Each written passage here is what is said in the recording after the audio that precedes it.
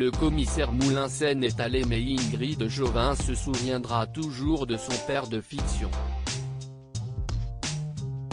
En 2005, elle avait donné la réplique à Yves Régnier dans la série Dolmen. Un an plus tard, ils se sont retrouvés dans le rôle d'amant dans la comédie de Monsieur Denfaz.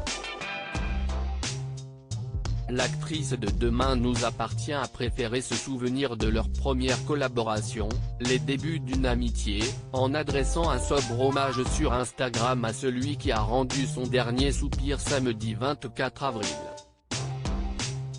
Dans une courte vidéo, elle dévoile l'affiche du feuilleton Dolmen. Clip de quelques secondes qu'elle commente avec mes pensées. Message court mais chargé en émotions que ses followers, endeuillés par la mort d'Yves Régnier, ont apprécié. Triste nouvelle.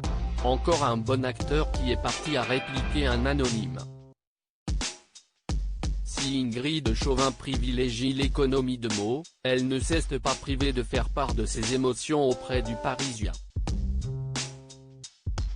Je me souviens de la toute jeune actrice que j'étais quand je l'ai rencontrée pour la première fois, pour le tournage de Dolmen, a-t-elle raconté. J'étais très impressionné par cet homme qui en imposait beaucoup.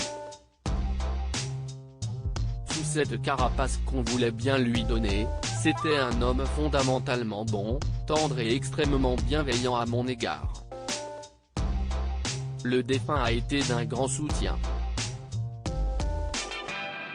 Il a été le premier, en dehors de sa famille, à rencontrer son fils Tom, en juin 2016. Il était présent à l'hôpital américain et le hasard a fait qu'il est venu le voir. Si est un moment que l'on n'oublie pas, parce que c'était pour moi un jour assez extraordinaire. Il l'a rencontré à un jour de vie et je n'oublierai jamais ce moment. Yves Régnier est mort d'un malaise cardiaque. La terrible nouvelle a été annoncée par sa femme, Karine. Yves Régnier a succombé des suites d'une crise cardiaque dans la nuit du vendredi 23 au samedi 24 avril. Il était en son domicile de Neuilly-sur-Seine et s'est éteint à l'âge de 78 ans.